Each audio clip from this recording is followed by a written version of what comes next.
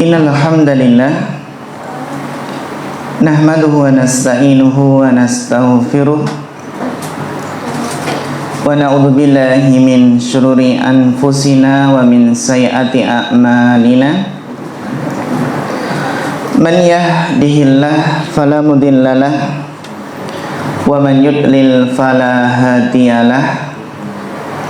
Asyhadu an la ilaha illallah wahdahu la syarikalah wa asyhadu anna Muhammadan abduhu wa rasuluh. Allahumma salli wa sallim wa barik wa an'im ala abdika wa rasulika Muhammadin wa ala alihi wa sahbihi wa man tabi'ahum bi ihsanin ila yaumiddin. Amma ba'd. Yang kami hormati Bapak Salim hafizallahu ta'ala dan para rekan-rekan sekalian yang semoga senantiasa dirahmati Allah Subhanahu wa ta'ala. Alhamdulillah, kita bersyukur kepada Allah Subhanahu wa ta'ala yang mana di kesempatan yang berbahagia ini kita masih diberikan taufik dan karunia-Nya sehingga bisa melanjutkan kajian akidah ya di kesempatan yang berbahagia ini, masih membahas tentang kitab Al-Usul As-Salasah yang dikarang oleh Syekh Muhammad bin Abdul Wahhab At-Tamimi rahimahullahu ta'ala. Pada pertemuan kemarin telah kita bahas ya bagaimana nanti kita akan ditanya ketika sudah masuk alam kubur dengan pertanyaan yang sangat menentukan nantinya bisa selamat atau tidak. Yang pertama, usul salasah yang beliau sebutkan di sini yang akan menjadi pertanyaan kubur adalah tentang mengenal Allah. Qala mu'allif rahimahullahu ta'ala, Syekh Muhammad bin Abdul Wahhab rahimahullahu ta'ala berkata, Fa'idha qila laka man rabbuka, apabila ditanyakan kepadamu siapa Rabbmu, siapa Tuhanmu, fakul, maka katakanlah, Rabbi Allahul ladzi rabbani, Rabbku, Tuhanku adalah yang telah mentarbiyahku. Alladzi rabbani, yang telah mentarbiyahku. Wa rabba jami'al alamina bini'amihi, dan juga yang telah mentarbiyah seluruh alam semesta dengan nikmat-nikmat-nikmatnya. Jadi Rabb kita itu adalah Allah yang telah mentarbiyah kita dan mentarbiyah seluruh alam dengan nikmat-nikmatnya. Kata Ar-Rabbu dalam bahasa Arab kan berasal dari Ar-Rububiyah, yang maknanya adalah kembali ke sifat rububiyah Allah. Apa itu sifat rububiyah Allah? Allah yang menciptakan, Allah yang memiliki, Allah yang menguasai, dan Allah yang mengatur alam semesta. Itulah Rabb, Al-Khaliq, Al-Malik, dan Al-Mudabbir, yang menciptakan, yang memiliki, yang menguasai, dan yang mengatur seluruh alam semesta. Dan di sini beliau muallif pengarang kitab ya menjelaskan menggunakan kata tarbiyah untuk menjelaskan sifat Allah yang berkaitan dengan pengurusan terhadap makhluknya. Kalau tarbiyah itu secara bahasa Indonesia apa? Apa artinya? Tarbiyah.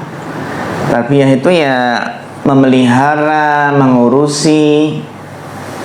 Kalau kita mendoakan kedua orang tua kan juga gitu ya. Rabbi firli wali walidayya warhamhuma kama robbayani shaghira. Robbayani shaghira, yang telah mentarbiyahku di waktu kecil, melihara, ngurusi, mendidik. Sehingga kalau mentarbiyah anak itu ya maknanya apa? Memelihara anak sejak kecil. Kama robbayani shaghira. Seluruh kebutuhan anak kecil dipenuhi, kemudian dipelihara, diayomi. Demikian pula Allah yang telah menciptakan kita dari yang tidak ada menjadi ada.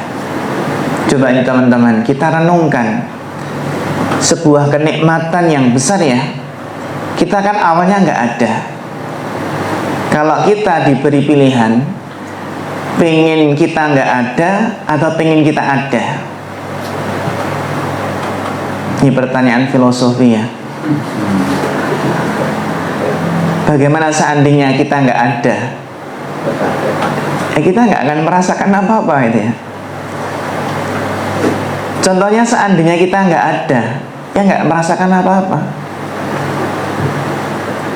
Kalau diberi pertanyaan, pilih kita ada, pilih kita diciptakan atau tidak? Pilih mana? Pilih diciptakan tapi masuk surga gitu ya. Dan kita ya berlindung kepada Allah jangan sampai diciptakan terus nanti apa? Masuk neraka karena nggak mau beriman, karena nggak mau beramal soleh. Jadi Allah yang menciptakan kita dari yang tidak ada menjadi ada. Terus apakah kemudian dibiarkan begitu saja? Tidak. Allah kemudian memberikan segala kebutuhan yang kita perlukan. Allah sediakan semuanya di muka bumi. Manusia sebagai khalifah yang mengolahnya. Allah juga memberikan nikmat-nikmat yang begitu besar, yang melimpah. Seperti nikmat bisa melihat. Kita ada sehingga bisa melihat, bisa mendengar. Ya, bisa mendengar. Coba kalau kita renungkan, kadang ada berita itu ya, di pojok itu kan ada apa namanya itu? Ada pembawa berita, terus kecil layar di pojok itu ada yang penerjemah ya. Kalau kemarin kita lihat ada tunarungu mengaji. Jadi nggak mendengar tapi masya Allah juga mengaji. Tentunya ini nikmat yang amat besar, nikmat telinga. Kita syukuri dengan sering-sering mendengarkan kebaikan. Belum lagi nikmat akal, yang mana dengan nikmat akal, seluruh informasi yang kita serap lewat mata, lewat telinga, yang kita lihat dan kita dengarkan, maka kita olah dalam akal kita, dalam hati kita.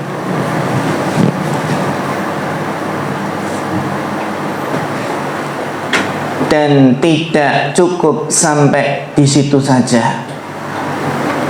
Karena tarbiyah Allah itu tidak hanya berlaku kepada kita saja, namun berlaku pada seluruh makhluk yang ada di alam semesta ini. Nah, tauhid, kita meyakini rububiyah Allah, ini kemudian menghasilkan tauhid uluhiyah. Sehingga ketika kita yakin Allah yang menciptakan, Allah yang memiliki, yang memelihara, yang mengatur, maka kesimpulannya apa? Wa huwa ma'budi. Dialah Allah sesembahan kita. Allah sesembahanku, laisa li ma'budun siwa, yang tidak ada sesembahan selain Dia. Apa dalilnya? Wad dalilu qauluhu ta'ala, dalilnya adalah firman Allah Ta'ala, alhamdulillahi rabbil alamin, segala puji milik Allah, Rabb, Tuhan semesta alam. Segala puji bagi Allah, Rabb semesta alam. Alam semesta yang luas. Kita kan tahunya ya di bumi. Ya, di luar angkasa kita belum tahu ada berapa planet. Ada nggak planet yang belum ditemukan oleh ilmuwan? Kalau dulu Plato dimasukkan kemana? 9 planet, sekarang dikeluarkan jadi bintang. Ada nggak planet-planet lain yang mungkin belum ditemukan? Bahkan namanya kan nama-nama ya Pak, mereka memberikan nama Merkurius, Venus, Jupiter. Dan ini adalah juga kalau dalam filosofi Yunani mereka anggap sebagai dewa-dewa yang namanya Jupiter dan lain sebagainya. Kalau keyakinan orang Yunani itu, planet-planet itu memiliki ruh. Planet-planet itu memiliki pengaruh terhadap kejadian-kejadian yang ada di bumi. Ya, itu adalah bentuk kesyirikan. Ya, karena Allah lah semata yang mengatur. Jadi katanya planet punya ruh, punya nyawa berarti ya. Wa kullu man siwallah alam, maka segala sesuatu selain Allah adalah alam, adalah makhluk. Nah, ini adalah apa? Kita lihat bagaimana seseorang itu bisa mentauhidkan Allah dengan tauhid uluhiyah yang bersumber dari tauhid rububiyah. Dengan kita meyakini bahwa hanya Allah lah yang mencipta, memiliki, mengatur seluruh alam semesta sehingga menghasilkan tauhid uluhiyah, yaitu kita hanya beribadah kepada Allah semata.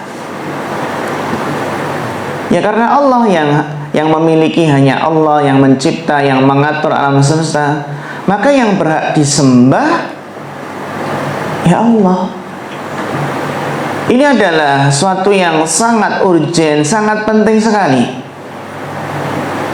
Dan kita bersyukur kepada Allah bagaimana fitrah kita dijaga oleh Allah. Di saat banyak manusia yang fitrahnya melenceng, kita lihat di berbagai belahan dunia, di negara-negara lain, ateis jumlahnya miliaran. Di Cina saja berapa penduduk Cina? Kan sudah miliaran ya. Dan itu kan mayoritas ateis, nggak percaya adanya Tuhan. Belum lagi juga yang menyembah dewa-dewa, menyembah sapi. Agama Hindu yang jumlahnya juga sampai miliaran. India kan penduduknya 1 miliar lebih, dan mayoritas Hindu. Berarti yang masuk neraka banyak? Iya, banyak. Yang masuk neraka banyak. Wa qalilun min ibadiyasy syakur. Wa laqad dara'na li jahannama katsiran minal jinni wal ins. Kata Allah, kami telah menyiapkan neraka jahanam itu Allah akan penuhi dari golongan jin dan manusia, karena mereka punya mata nggak digunakan untuk melihat, punya telinga nggak digunakan untuk mendengar, dan punya hati, punya akal nggak digunakan untuk berpikir. Jadi seharusnya kalau kita seandainya ada orang keliling dunia, kan sekarang kan kalau berlibur rekreasi biasanya kemana? Kalau CBM ada piknik nih. Piknik kemana Pak Salim? Ke pantai. Pantai, oh Masya Allah. Pantai Jogja. Pacitan. Oh Pacitan. Masya Allah, Pacitan ikannya murah-murah. Kemarin ikan tongkol itu ternyata lebih murah di Pacitan daripada di Mbaron kemarin. Ya. Nah, kalau seandainya kita piknik kemana? Piknik ke luar negeri. Pikniknya kemana? Ke Cina, ke India, ke Eropa, gitu ya, Amerika. Kita lihat banyak orang kafir. Banyak yang salah dalam menyembah, dalam beribadah. Dan ya mereka kalau tidak masuk Islam ya akan kekal di neraka. Maka menjadikan kita itu semakin bersyukur atas nikmat Islam ini. Bersyukur Allah menjadikan kita sebagai seorang muslim di tengah banyaknya orang kafir yang mereka akan menjadi bahan bakar neraka kekal selama-lamanya. Gak usah jauh-jauh, gak usah ke India, kembali atau ke Bali. Kalau orang Jawa kan apa? Kembali itu ya. Bali apa? Bali. Nah, sudah piknik kembali? Ke Bali sudah? Oh, belum. Nah, kita lihat masuk ke Bali itu hawanya udah beda. Udah disambut patung-patung, berhala-berhala. Di sana ya pusatnya kesyirikan. Sehingga alhamdulillah nggak ada jembatan penghubung antara Jawa dan Bali. Kalau Jawa Madura ada ya, namanya jembatan apa? Suramadu. Mungkin nggak dibangun jembatan yang menghubungkan antara Jawa dan Bali di Selat Bali? Bisa nggak kira-kira? Ya, tapi kita nggak setuju, dan sana pun juga tidak setuju orang-orang Bali, karena mereka sana khawatir kalau dia ada jembatan nanti maka apa? Kebudayaan Bali, agama mereka khawatir dari pengaruh luar. Kita pun juga khawatir nanti kalau budaya apa? Nggak mau budaya Bali itu apa? Masuk ke Jawa. Belum lagi apa? Belum lagi maksiat-maksiat yang dibawa oleh turis-turis asing. Yang di sana niatnya adalah untuk tadabbur alam, ya, tadabbur alam, keindahan pantai. Tapi apa? Tapi banyak pemandangan-pemandangan yang justru mengotori hati. Sehingga dalam rekreasi, dalam piknik atau rihlah itu bisa mentadaburi alam, mentadaburi betapa besarnya nikmat Allah. Gitu ya. Jadi tauhid rububiyah membawa konsekuensi tauhid uluhiyah. Dan ini kan perkara yang sangat logis. Ya, perkara yang apa? Yang sangat logis berkaitan dengan apa? Tauhid rububiyah itu membawa kepada tauhid uluhiyah. Coba kita renungkan. Jika saja kita lihat yang mengandung kita, yang menyusui, yang mengurus hingga kita dewasa adalah ibu kandung kita, maka dialah yang berhak untuk kita berbakti kepadanya. Bukan kok malah berbakti ke ibu-ibu yang lain. Ada nggak anak yang dibesarkan, dirawat oleh ibu kandungnya, tapi malah apa? Berbakti kepada ibu-ibu yang lain. Gimana itu kasusnya? Kok bisa itu ya? Kan nggak mungkin seperti itu.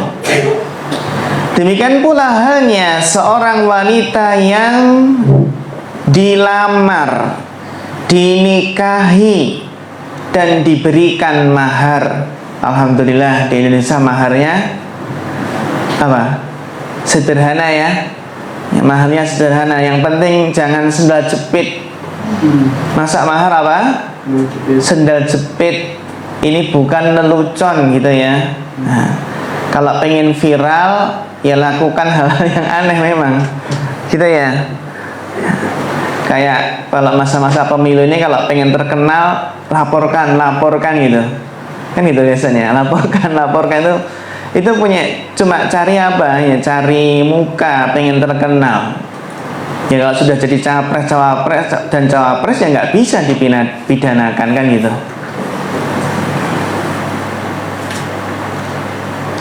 Jadi wanita yang dilamar, dinikahi, diberi mahar dan diberi nafkah, ya, dicukupi segala kebutuhannya, bahkan diberikan hadiah oleh suami, maka ya baktinya kepada suami, bukan kok malah berbakti kepada laki-laki lain.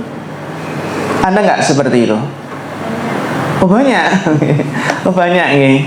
Iya, terutama yang LDR. Ya. Kan banyak, kadang kita sering dengar ada suaminya LDR di luar negeri, ya, ditinggal beberapa tahun nggak pulang-pulang, sehingga apa? Naudzubillah, pada istri yang di Indonesia dikirimi uang, bahkan dikirimi uang untuk bangun apa? Bangun rumah, ya, dicukupi kebutuhannya, ya. Terus apa? Terus ternyata naudzubillah, ternyata malah selingkuh dengan laki-laki lain. Maka suami yang ada di luar negeri nggak terima, sudah dibangunkan rumah yang bagus, malah apa? Malah selingkuh dengan laki-laki lain. Akhirnya bangun-bangun terus bawa bulldozer, diapakan rumahnya? Iya, bulldozer terus dihancurkan. Nah, itu eman-eman nggak? Eman-eman ya? Termasuk mubadir ya itu? Seharusnya bagaimana kalau kasus seperti itu?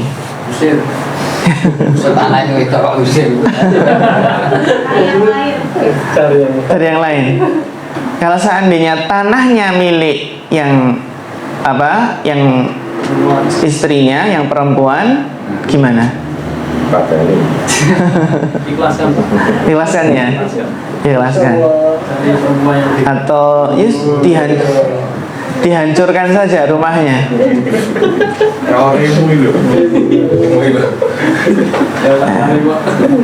Coba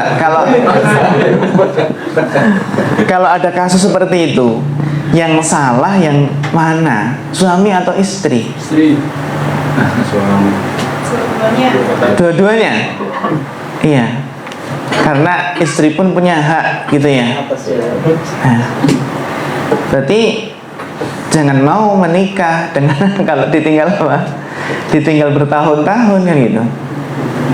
Umar saja, Umar bin Khattab radhiyallahu anhu, itu menggilir pasukan perang yang jaga ribat di perbatasan. Itu setiap 4 bulan suruh pulang, digilir dengan pasukan yang lain. Bahkan ketika Umar bertanya kepada Hafsah, ya, kira-kira wanita itu kuat ditinggal suami itu berapa bulan? Berapa? Kalau jawaban Hafsah 4? Berapa? 4 bulan.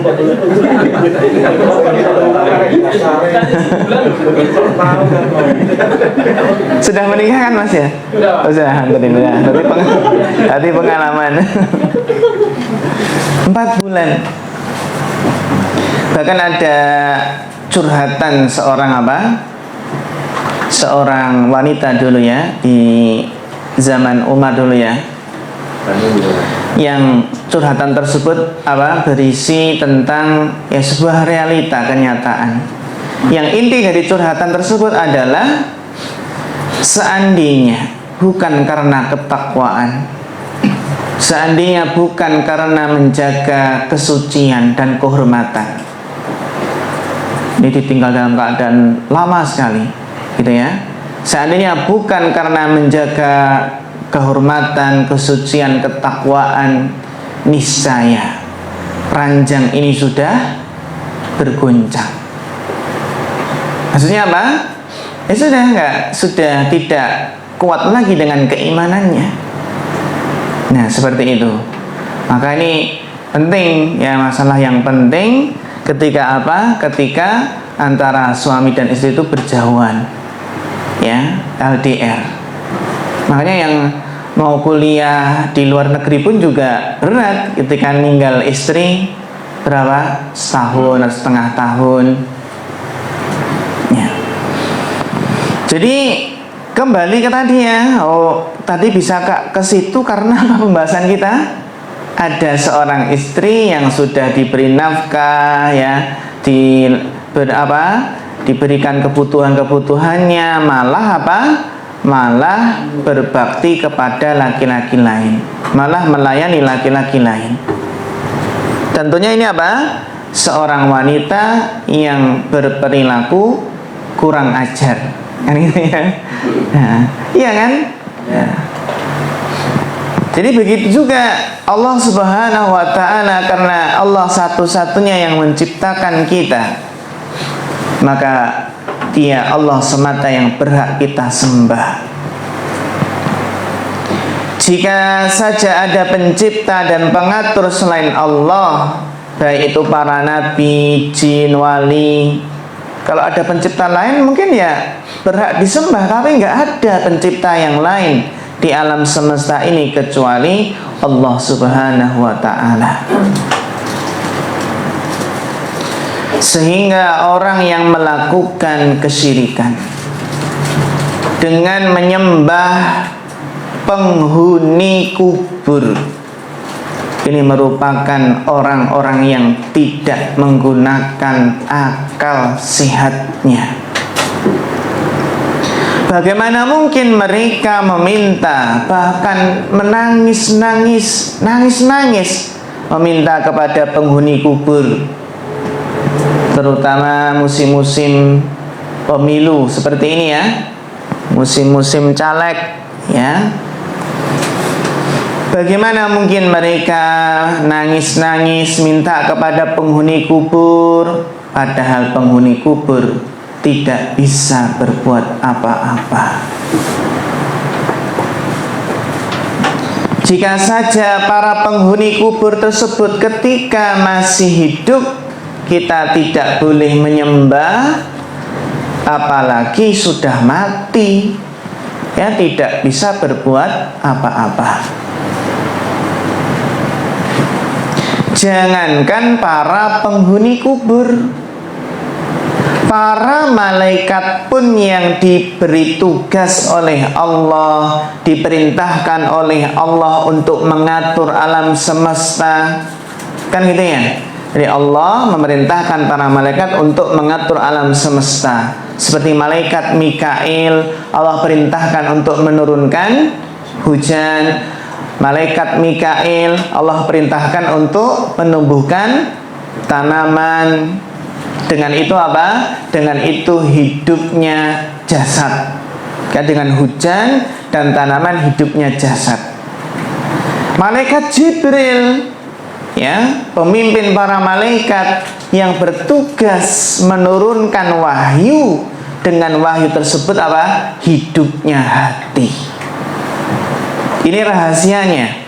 Kenapa Jibril, Mikail, Israfil itu pembesar malaikat?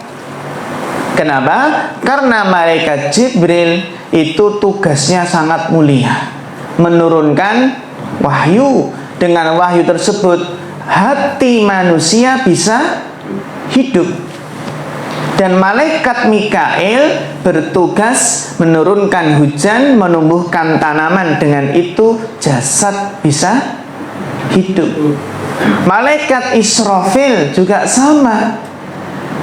Setelah meniup sangkakala yang pertama, semuanya mati kecuali yang Allah kehendaki.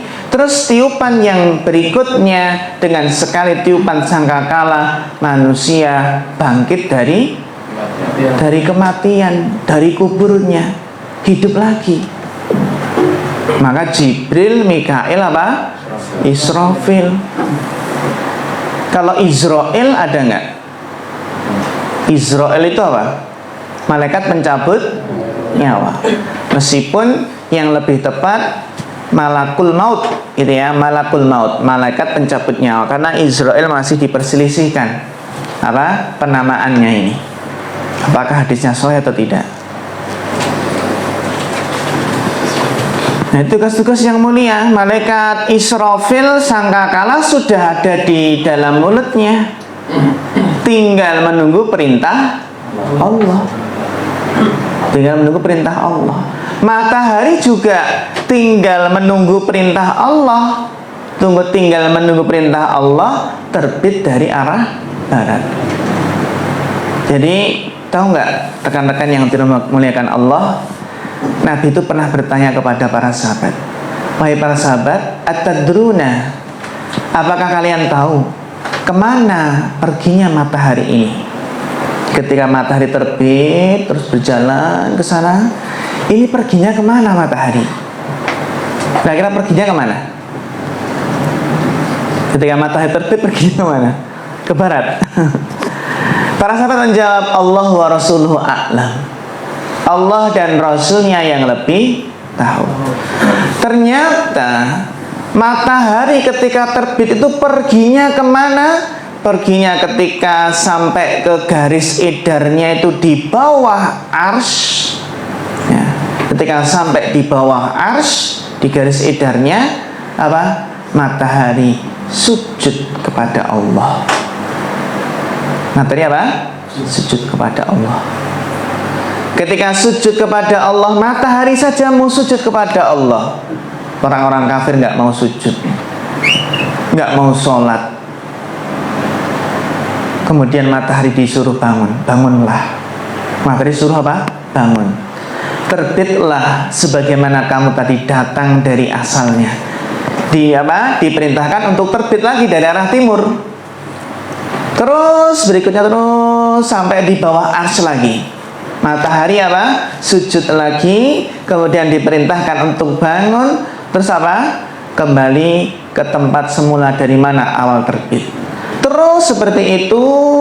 Kemudian suatu saat nanti ketika matahari sudah di bawah arsy, sujud kepada Allah, kemudian diminta untuk bangun, kemudian Allah perintahkan, bangunlah dan terbitlah dari arah barat. Wah, terbitlah dari arah barat. Tiba-tiba jedus dari mana? Dari arah barat. Kaget nggak kira-kira? Ya kaget. Apalagi orang-orang yang tahajud, sholat malam, itu merasakan kok lama sekali tahajudnya. Terasa lama banget, kok nggak subuh-subuh gitu ya. Kok nggak terbit-terbit, ditunggu lama. Ternyata apa? Tiba-tiba jedul dari arah barat. Itu semuanya yang nggak beriman langsung beriman, tapi sudah terlambat. Taubat itu nggak diterima ketika matahari sudah terbit dari arah barat. Sebagaimana taubat tidak diterima ketika nyawa sudah di kerongkongan. Kalau sudah melihat malaikat maut, nggak bisa mau bertobat, gitu ya. Nah, jadi malaikat yang diperintahkan untuk mengatur alam semesta ini, bahkan ada malaikat loh yang mecuti awan tuh. Itu yang mecuti awan, terus apa? Ada pleceknya itu kan pecutnya apa? Malaikat. Coba baca hadis tentang ini. Tentang masalah apa? bagaimana proses hujan. Itu nggak hanya fenomena alami biasa, tapi ada yang mengatur. Ada yang mengatur bagaimana pecut malaikat, bagaimana awan itu digiring, dikumpulkan jadi satu. Kalau dulu keyakinan orang-orang Yunani zaman dahulu, mereka mengatakan kalau hujan itu dewa mereka sedang nangis. Kalau gempa bumi, dewa mereka sedang batuk. Sedang apa? Sedang batuk. Ya, mereka kan ada dewa Zeus yang punya anak namanya Hercules, ya. Terus Terus ternyata selingkuh dengan wanita yang ada di bumi. Masa dewa selingkuh itu gimana ya? Ada ini aneh banget ini. Terus nanti yaitu Hercules, anaknya tersebut, ya. Itu orang-orang Yunani, para filosofnya Yunani yang terkenal seperti Socrates, seperti Plato, Aristoteles, Plotinus, ya. Dan ternyata banyak orang-orang Islam yang terpengaruh dengan filosof Yunani, seperti Jahmiyah, Mu'tazilah, ya. Kemudian Asy'ariyah, Maturidiyah, Kulabiyah, itu banyak firqah-firqah, kelompok-kelompok yang terpengaruh dengan dengan filsafat Yunan. Filsafat Yunan. Itu di masa-masa awal ya, sekitar sebelum abad ke-7 sebelum Masehi, masih dewa-dewa gitu. Tapi setelah itu Setelah itu masa yang berikutnya dalam filosof Yunani itu setelah dewa-dewa, kemudian mereka berpikir tentang tentang materi alam. Jadi tentang materi alam berkaitan dengan ilmu fisika. Kemudian unsur-unsur alam ini yang terdiri dari air, api, tanah, udara. Jadi mereka orang-orang cerdas. Jadi kalau kita mengambil ilmu dunia mereka nggak apa-apa, ilmu fisika, ilmu matematika, gitu ya. Cuma masalahnya ketika itu ya, seseorang terkadang terpengaruh dengan dengan cara berpikir ya orang-orang filsafat Yunan. Ya, sekarang kan banyak yang mengutip perkataan Plato, Aristoteles gitu ya dalam perkara agama, kan nggak bisa. Kalau dalam perkara dunia, ilmu sains nggak apa-apa. Itu yang diistilahkan, mereka mengatakan nabi-nabinya orang Yunani. Padahal mereka hanya pakai akal saja, tidak pakai wahyu. Gitu ya. Kenapa kok filsafat Yunani itu bisa tersebar kemana-mana? Karena saat itu punya kerajaan. Alexander Makedonia itu loh, itu kan dia seorang raja, dan penasihatnya siapa? Penasihatnya adalah seperti Plato, Aristoteles, itu penasihatnya. Sehingga tersebar. Karena masing-masing keyakinan, masing-masing agama itu punya filsafat loh. Orang-orang Hindu punya filsafat, orang-orang Buddha punya filsafat. Filsafatnya orang Buddha yang sering di televisi itu setengah isi setengah kosong, bukan? Filsafatnya masing-masing. Filsafat Jawa juga ada. Tapi kenapa yang terkenal filsafat Yunan? Itu karena punya kerajaan dan penasihatnya adalah para filosof tersebut. Nah, filsafat Jawa kan juga ada. Gitu ya. Jadi malaikat yang diperintahkan mengatur sebagian alam ini tidak boleh disembah, apalagi penghuni kubur. Sehingga di sini muallif, pengarang kitab, mendatangkan dalil bahwa Allah adalah Rabb semesta alam. Alhamdulillahi Rabbil Alamin. Segala puji bagi Allah. Artinya yang benar-benar berhak dipuji hanyalah Allah. Dan yang benar-benar berhak dipuji dari segala sisi hanyalah Allah. Adapun selain Allah, adapun makhluk hanya bisa dipuji karena melakukan hal ini, melakukan hal itu. Dan apa yang bisa menjadikan dia bisa melakukan hal ini dan hal itu kan Allah yang membantu, Allah yang berikan taufik. Sehingga seharusnya yang berhak untuk dipuji dari segala sisi itu adalah Allah Subhanahu wa ta'ala.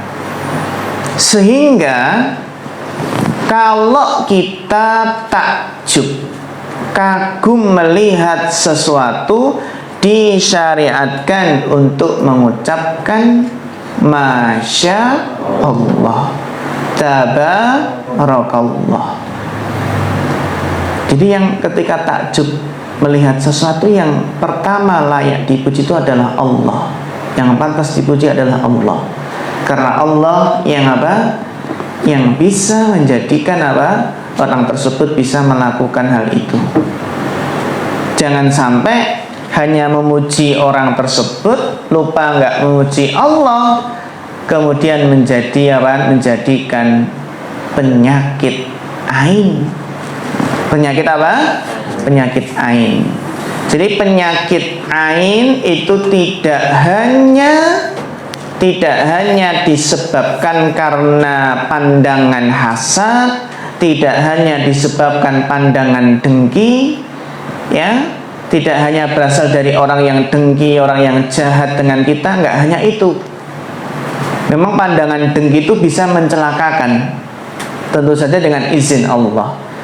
Namun ternyata penyakit ain itu bisa terjadi, bisa bersumber dari orang-orang yang mencintai kita. Orang-orang yang mencintai kita kemudian kemudian memuji kita dan lupa tidak memuji Allah, itu bisa menjadi penyakit ain. Gitu ya. Jadi orang baik pun bisa jadi sebab. Orang baik, orang soleh, tapi lupa nggak memuji Allah. Maka ini adabnya ketika takjub itu kita ucapkan Masya Allah, Tabarakallah. Kalau pujian untuk Allah adalah pujian yang sempurna, berbeda dengan manusia yang masih banyak kekurangan dari berbagai sisi.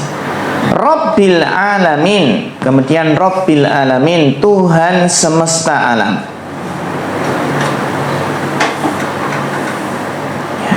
Sebagaimana tadi ya, Rabb itu adalah penguasa, Al-Alamin adalah alam, segala sesuatu selain Allah.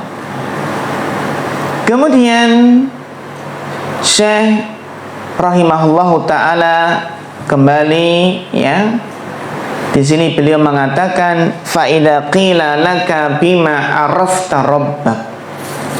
Seandainya kita ditanya dengan apa kita bisa mengenal Allah, mengenal Rabb kita, bagaimana? Bima arafta rabbak faqul, maka katakanlah bi ayatihi wa makhluqatihi. Jadi kita bisa mengenal Allah itu dengan ayat-ayatnya dan makhluk-makhluknya. Karena kan nggak mungkin kita itu mengenal Allah dengan melihat langsung. Kalau di dunia nggak mungkin, di akhirat iya, di surga kenikmatan yang paling tinggi, paling besar adalah melihat wajah Allah. Jadi mengenal Allah itu dengan ayat-ayatnya, dengan ayat-ayat Al-Quran. Kalau kita lihat, tidaklah setiap lembar, setiap halaman di dalam Al-Quran mesti di situ ditutup dengan nama-nama Allah, sifat-sifat Allah. Allahu Ghafurur Rahim. Itu ya, tidaklah setiap lembar, setiap halaman dalam Al-Quran mesti ada apa? Nama-nama Allah, ada Asmaul Husnanya. Jadi mengenal Allah dari ayat-ayatnya. Kan ada ayat-ayat syariah, ada ayat kauniyah gitu ya. Wa min ayatihi, dan di antara ayat-ayatnya, ayat-ayat itu enggak hanya ayat Al-Quran, tapi ada juga ayat-ayat kauniyah berupa ciptaan Allah. Al-lailu, di antara tanda-tanda ayat-ayat Allah adalah malam. Coba kalau malam itu kita renungkan, ya, kita renungkan alam di malam hari itu cocok untuk merenung, melihat rembulan, melihat bintang. Terkadang kita di malam hari itu kadang ya nggak apa-apa, kadang kita butuh kesendirian, butuh sendiri untuk merenung, ya. Merenungnya habis nonton apa? Nonton debat capres gitu ya. Renung nanti milih mana ini? Kok yang satu kayaknya dikeroyok 2 orang ini, gitu ya, digebuki 2 orang ini. Nanti kalau yang satu jadi presiden, wah, nanti ini yang 2 kalau dijebloskan ke penjara gimana, gitu ya.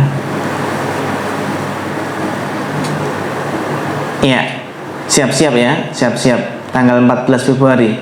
Nah, apa? Gunakan hak pilih Anda ya. Al-lail wan nahar, siang itu juga kita renungkan. Oh, siang, masya Allah, siang bisa untuk kerja. Kalau nggak ada siang, mungkin nggak ada yang mau bekerja gitu ya. Malam ya tidur aja, kan cocoknya tidur malam itu. Cocoknya tidur, nonton debat capres, nonton bola gitu ya. Malam itu cocoknya untuk bermunajat kepada Allah, mendekatkan diri kepada Allah. Wasyamsu, matahari. Matahari itu juga, matahari kita renungkan. Matahari yang apa? Berapa juta derajat Celcius. Itu baru permukaan, belum nanti di inti matahari. Dan matahari nanti kan masuk neraka. Iya, matahari apa? Masuk neraka. Bulan juga masuk neraka, tapi bukan dalam rangka disiksa, tapi untuk menyiksa. Jadi nanti para penyembah matahari itu, loh, sing tak sembah juga ternyata mlebu masuk neraka. Kan tambah apa? Tambah menyesal, ternyata yang selama ini disembah ternyata juga masuk neraka. Ya, jadi yang disembah selain Allah itu masuk neraka, kecuali yang nggak ridho seperti Nabi Isa, gitu ya, para wali yang soleh. Wal qamar, dan juga diantara tanda kekuasaan Allah, ya, ayat-ayat Allah adalah rembulan, bulan. Bulan itu mengiringi matahari dan juga memantulkan cahayanya. Ini ayat-ayat Allah. Ya, malam, siang, kemudian matahari dan bulan. Tapi terkadang seseorang ketika sudah biasa melihat malam, sudah biasa sering melihat siang, matahari, rembulan, kadang juga apa? Susah ya untuk apa? Merenunginya. Wa min makhluqatihi as-samawati as-sab'u wal arduna as-sab' wa man fihinna wa ma bainahuma. Dan di antara tanda-tanda ya kekuasaan Allah dari makhluk-makhluknya adalah 7 lapis bumi dan 7 lapis langit dan 7 lapis bumi, dan apa yang di antara keduanya. Ini 7, tapi kita nggak tahu ya 7 tingkatan langit dan 7 apa lapis bumi. Tapi bisa kita renungkan tentang betapa luar biasanya ciptaan Allah berupa langit dan bumi. Dalilnya adalah apa? Firman Allah Ta'ala, wa dalilu qauluhu ta'ala, wa min ayatihil lailu wan nahar wasyamsu wal qamar. Dan di antara tanda-tanda kekuasaan Allah, ya, adalah malam, siang, matahari dan bulan. Ya. La tasjudu lisyamsi wala lil qamar. Jangan sujud ke matahari, jangan sujud ke rembulan. Jadi memang ada yang menyembah matahari, ada yang menyembah bulan. Wasjudu lillahilladzi khalaqahunna. Tapi sujudlah yang menciptakannya. Yang menciptakan apa? Yang menciptakan matahari dan rembulan. In kuntum iyyahu ta'budun. Ya, jika kalian benar-benar beribadah kepadanya. Juga firman Allah, inna rabbakumullahu alladzi khalaqas samawati wal arda fi sittati ayyam. Sesungguhnya Rabb kalian adalah Allah yang telah menciptakan langit dan bumi dalam 6 hari. 6 masa. Allah bisa nggak menciptakan langit dan bumi dalam sekejap? Bisa, Allah Maha Kuasa. Apa hikmahnya? Hikmahnya adalah menunjukkan bahwasanya sesuatu itu butuh proses. Kalau seseorang ingin sukses, ya butuh proses. Butuh proses untuk menaiki tangga dengan bertahap, dengan sabar, terus ditekuni sehingga apa? Proses tersebut bisa berjalan dengan baik dan bisa sempurna, bisa sampai apa? Bisa sampai kepada tujuannya. Visit tati ayam. Jadi enggak, ya. Idza kan Allah idza aradna syai'an ayaqula lahu kun fayakun. Jadilah maka jadilah. Summastawa 'alal 'arsy. Kemudian Allah setelah itu apa? Beristiwa di atas 'arsy. Yughshil laila wan nahara yatlubuhu hasisa.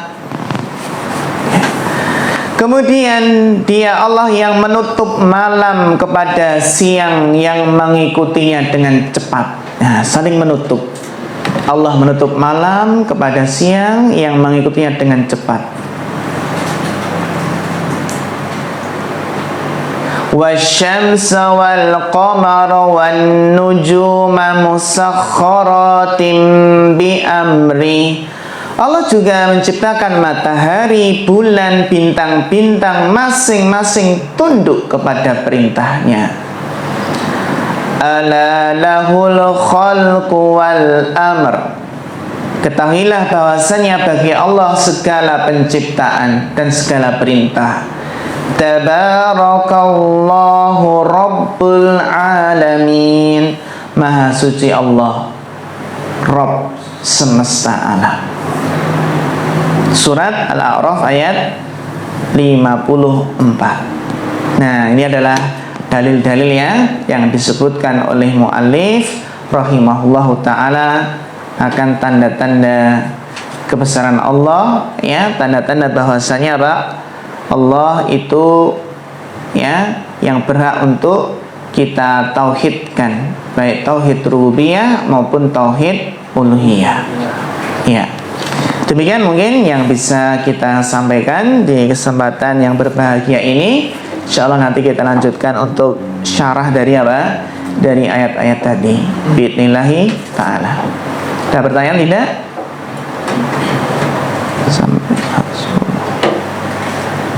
Cukup ya? Ya, kalau nggak ada kita cukupkan. Mudah-mudahan bermanfaat. Fa akhirul kalam. Wassalamualaikum warahmatullahi wabarakatuh.